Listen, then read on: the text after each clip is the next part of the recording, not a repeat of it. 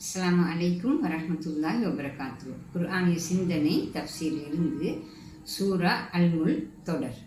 புவி வாழ்வின் யதார்த்தம். அத்தியாயத்தின் முதற்பகுதி வாழ்க்கை ஒரு சோதனை என்று வாழ்வின் பொருளை விளக்கியது.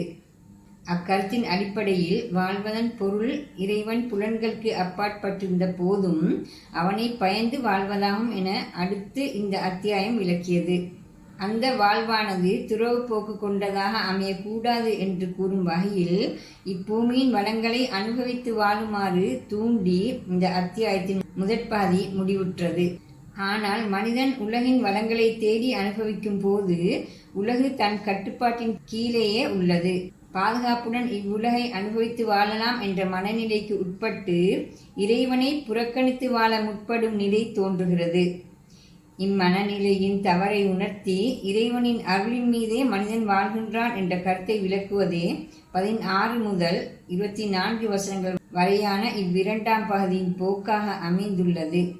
அக்கருத்தை இப்பகுதி பல வகையில் விளக்குகிறது. அதற்கேற்ப ஒழுங்குபடுத்தி இப்பகுதியை நாம் விளங்க முயல்வோம்.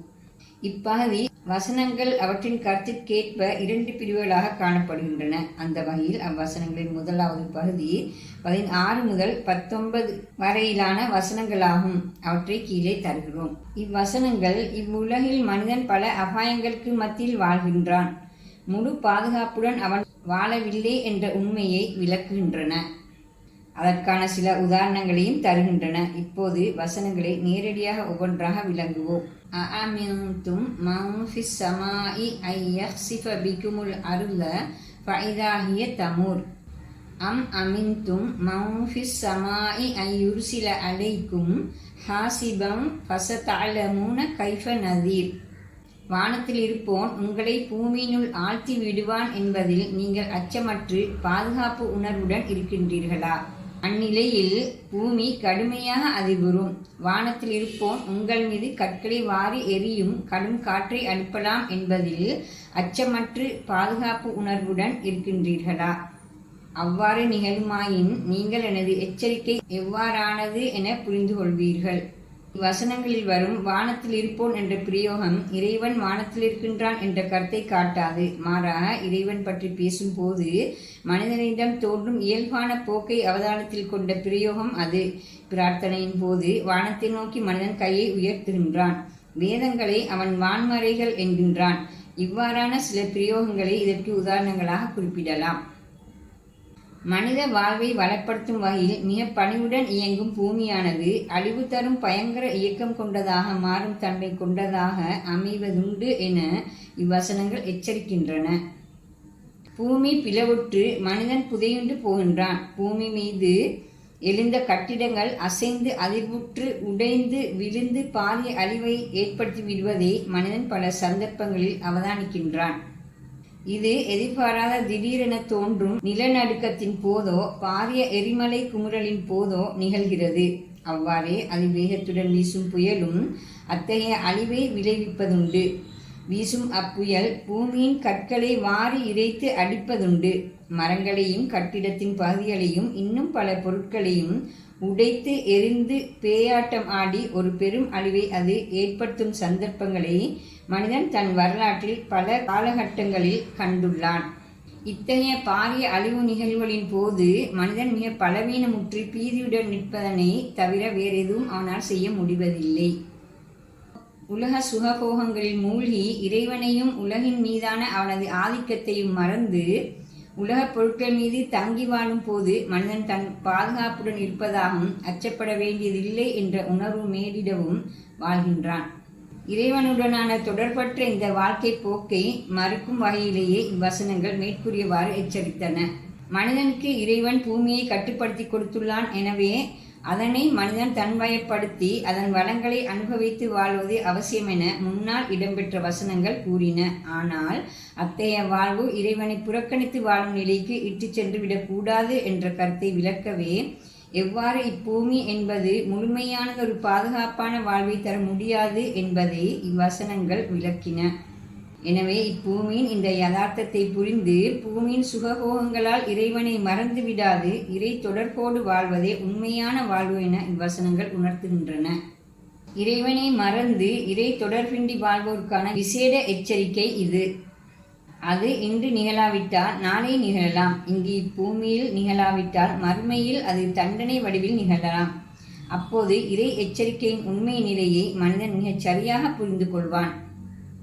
இவ்வாறு இறுதியாக எச்சரித்து இவ்வசனங்கள் முடிகின்றன. தொடர்ந்து இத்தகைய அழிவுகளுக்கான உதாரணங்களை வரலாற்றில் பார்க்குமாறு அத்தியாயம் அழைக்கிறது. வலக்கது கர்தபல்லதீன மின் கபிலிஹிம் ஃபகைஃப கான நக்கீர். அவர்களுக்கு முன்பிருந்தோர் இறை தூதை பொய் என நிராகரித்தார்கள். அப்போது அதற்கான எனது மறுப்பு எவ்வாறு அமைந்தது? மனிதர்கள் இந்த உலக வாழ்வில் மூழ்கி அதன் செல்வங்களே எல்லாம் என வாழ்ந்தார்கள். அந்நிலையில் உண்மையை விளக்க வந்த இறை தூதர்களை பொய்யர்கள் என்றார்கள்.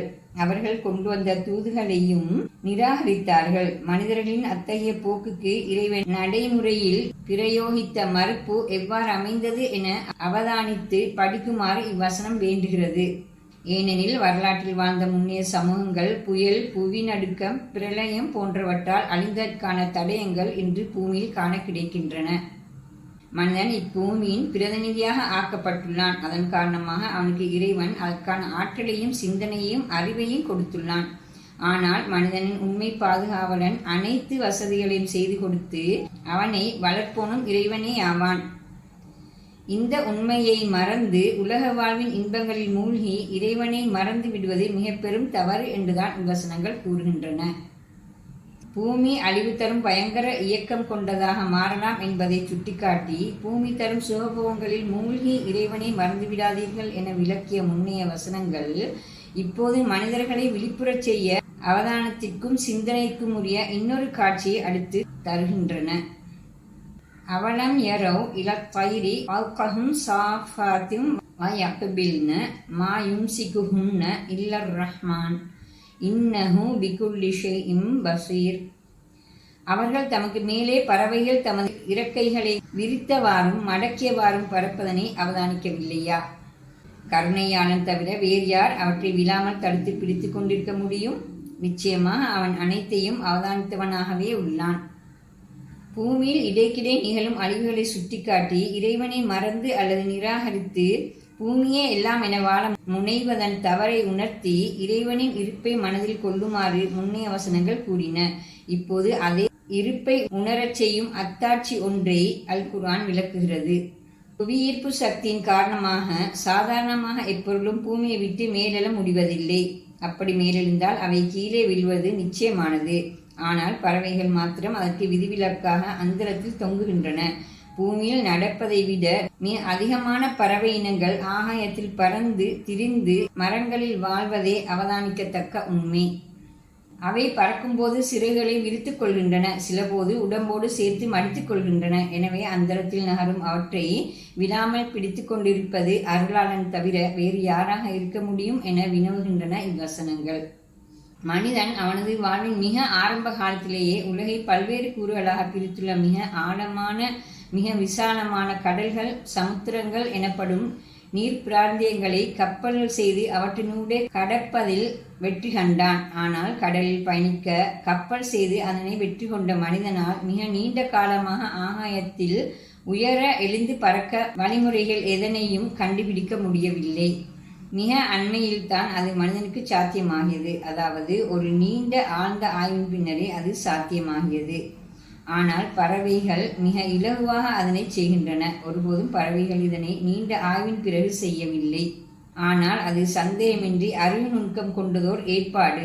அதனையே அவற்றை கருணையாளன் தவிர வேறு யார் விழாமல் தடுத்து பிடித்து கொண்டிருக்க முடியும் என இங்கே அல் குர்ஆன் வினவுகிறது.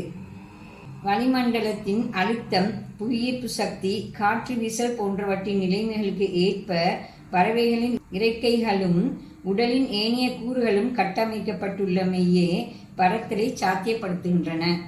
இது அருளாளனின் ஏற்பாடு. பொதுவாக பூமியின் இயக்கமும் பிரபஞ்சத்தின் ஓட்டமும் இவ்வாறானவைதான். மிருகமோ தாவரமோ அல்லது ஒரு சடப்பொருளோ என எதனை எடுத்துக்கொண்டாலும் மிக நேர்த்தியான விதிகளின் ஊடாகவே அவை இயக்கப்படுகின்றன. ஆனால் பறத்தல் என்பது வித்தியாசமானதொரு செயற்பாடு. அதன் காரணமாகவே அது குறிப்பாக இங்கே சுட்டிக்காட்டப்படுகின்றது. முன்னைய வசனங்களின் பூமி முழுமையான பாதுகாப்பை தரும் இடமல்ல, அங்கு அபாயங்கள் பல உள்ளன என சுட்டிக்காட்டின. ஆயினும் இறைவன் விரும்பினால் எத்தகைய அபாய நிலையிலும் பாதுகாப்பை தரலாம் என்ற உண்மையை சுட்டிக்காட்ட பறத்தல் என்ற செயற்பாட்டை இங்கே இவ்வசனம் சுட்டிக்காட்டுகிறது. அந்தரத்தில் நிற்றல் என்பது சாத்தியமற்றதோர் அபாயகர நிலையாகும். ஆனால் இறைவன் நாடினால் அந்த அபாயத்திலிருந்தும் தப்பி சாதாரணமாக அங்கே இயங்க முடியும் என இவ்வசனம் தெளிவுபடுத்துகிறது. இறைவன் அனைத்தையும் அவதானித்தவனாக உள்ளான் என வசனம் முடிகிறது. அனைத்தினதும் இயக்கத்தையும் செயற்பாட்டையும் அவன் நன்கு காண்கின்றான். அதற்கேற்ப அவற்றுக்கான சக்தியை வழங்குகின்றான், நிலைமைகளை ஒருங்குபடுத்துகின்றான் என உணர்த்துகிறது இவ்வசனம். இப்போது இப்பகுதியின் அடுத்த வசனங்கள் புவிவாழ்வின் யதார்த்தம் என்ற தலைப்பினை இன்னொரு வகையில் விளக்குவதை காண்கிறோம். இன்ஷா அல்லாஹ் தொடரும். அடுத்த வீடியோவில் சந்திப்போம். அஸ்ஸலாமு அலைக்கும் வரஹ்மத்துல்லாஹி வபரகாத்துஹு.